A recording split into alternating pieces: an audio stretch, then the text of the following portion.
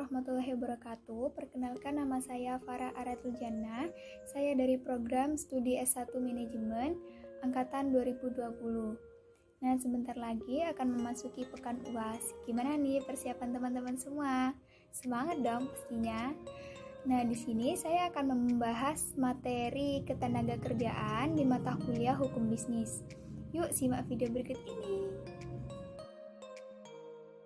Sebelum mengetahui hal lainnya tentang ketenagakerjaan, yang pertama harus mengetahui terlebih dahulu apa itu ketenagakerjaan. Di sini saya akan membahas tentang pengertian ketenagakerjaan. Ketenagakerjaan adalah segala sesuatu yang berhubungan dengan tenaga kerja pada waktu sebelum, selama, dan setelah selesai masa hubungan kerja, baik pada kerjaan yang menghasilkan barang maupun pekerjaan yang berupah.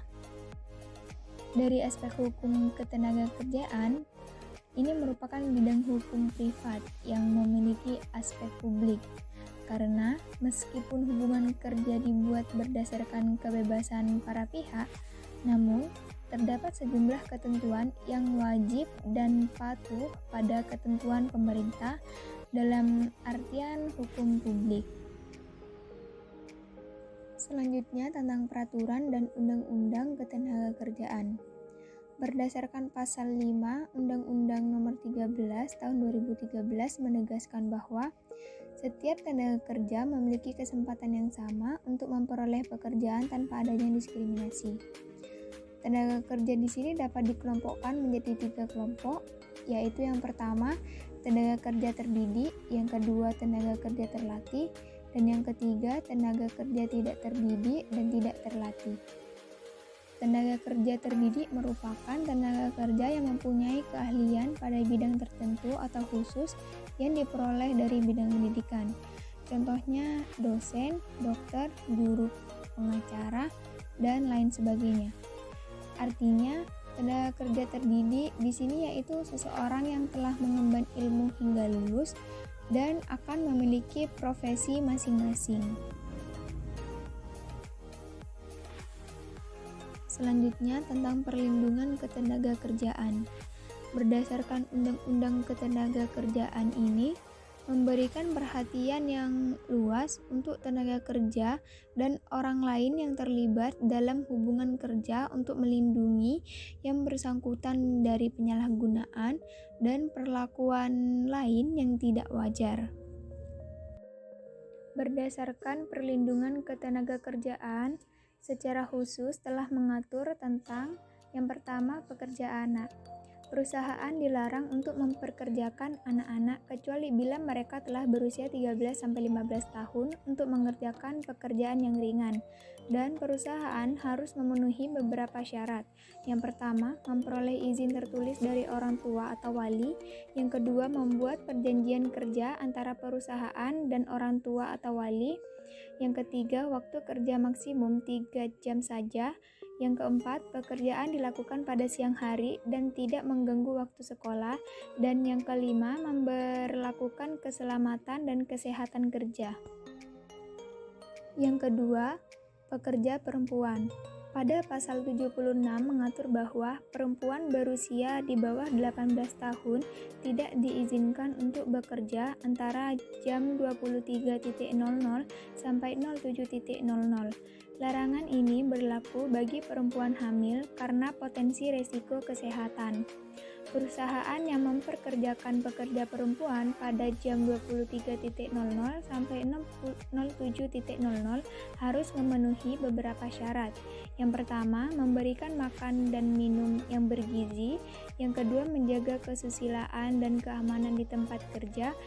Yang ketiga, menyediakan angkutan antar jemput. Yang ketiga, pekerja penyandang cacat.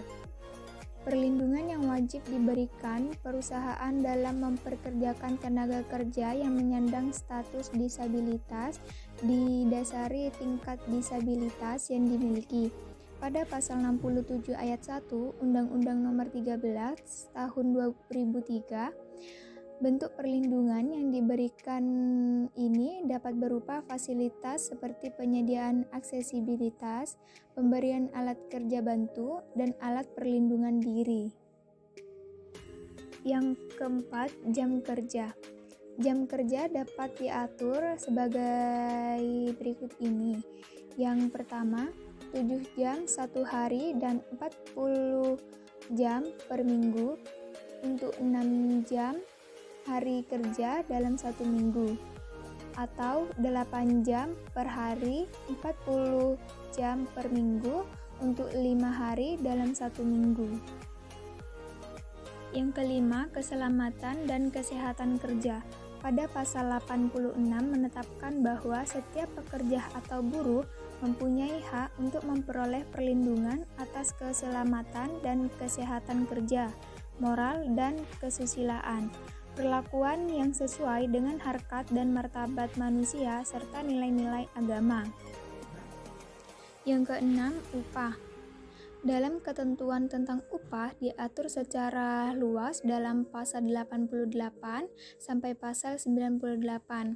Telah disebutkan bahwa setiap pekerja atau buruh berhak memperoleh penghasilan yang memenuhi penghidupan yang layak bagi kemanusiaan.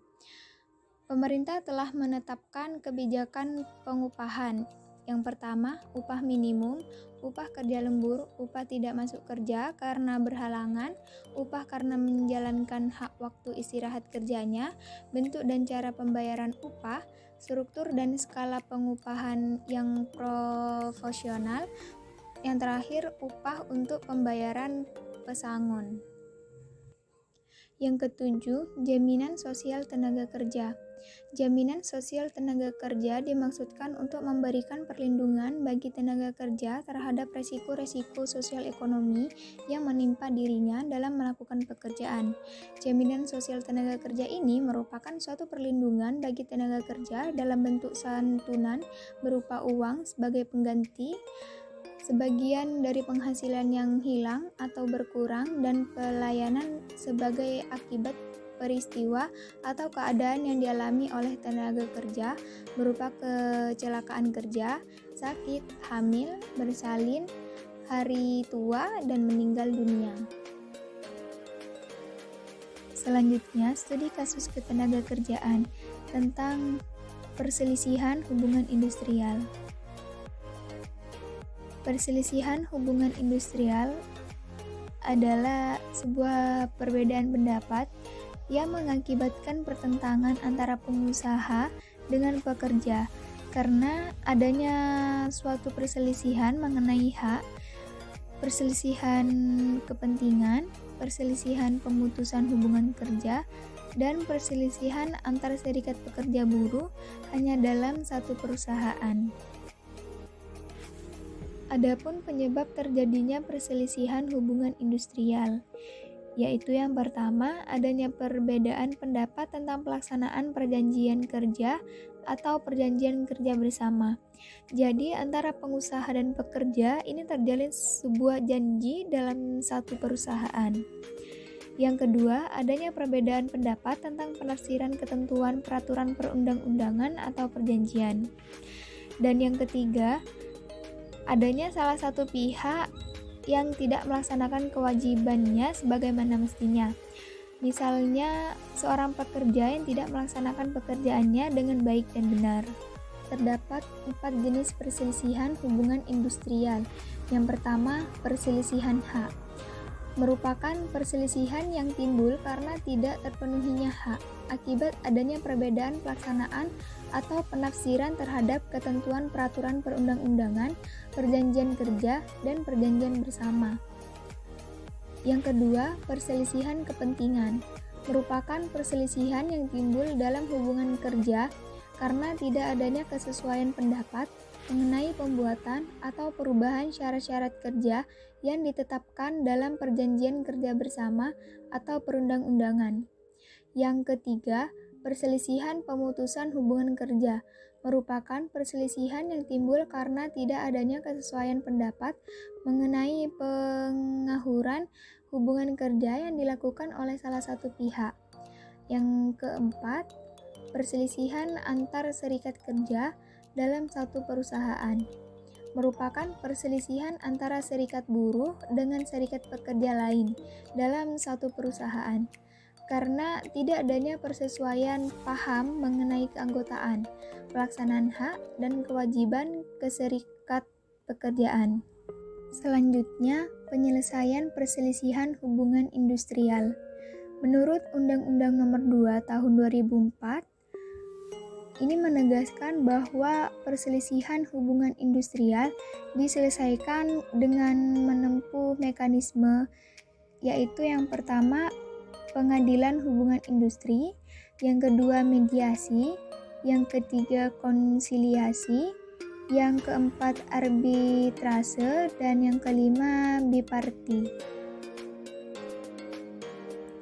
Yang pertama, pengadilan hubungan industri merupakan pengadilan khusus yang dibentuk di lingkungan pengadilan negeri yang berwenang memeriksa, mengadili, dan memberi putusan terhadap perselisihan hubungan industrial. Pengadilan hubungan industrial ini merupakan pengadilan khusus yang berada di lingkungan peradilan umum. Yang kedua, mediasi. Mediasi merupakan penyelesaian masalah yang dilakukan secara musyawarah, yang ditengahi oleh seorang mediator netral yang berada di setiap kantor instansi yang bertanggung jawab di bidang ketenagakerjaan. Yang ketiga, konsiliasi merupakan penyelesaian yang dilakukan secara musyawarah yang ditengahi oleh seorang atau lebih konsiliator netral yang terdaftar pada kantor instansi yang bertanggung jawab di bidang ketenagakerjaan kabupaten atau kota. Yang keempat, arbitrase merupakan penyelesaian yang dilakukan di luar pengadilan hubungan industri melalui kesepakatan tertulis dari pihak yang berselisih untuk menyerahkan penyelesaian perselisihan kepada arbiter yang putusannya mengikat para pihak dan bersifat final. Dan yang terakhir, biparti merupakan perundingan penyelesaian perselisihan antara pekerja dengan pengusaha secara inter di dalam lingkungan perusahaan tanpa melibatkan orang ketiga. Terima kasih buat teman-teman yang telah menyimak video pembelajaran tadi. Semoga dapat bermanfaat dan semoga UAS-nya diberikan kelancaran. Amin ya robbal alamin. Sekian dari saya. Wassalamualaikum warahmatullahi wabarakatuh.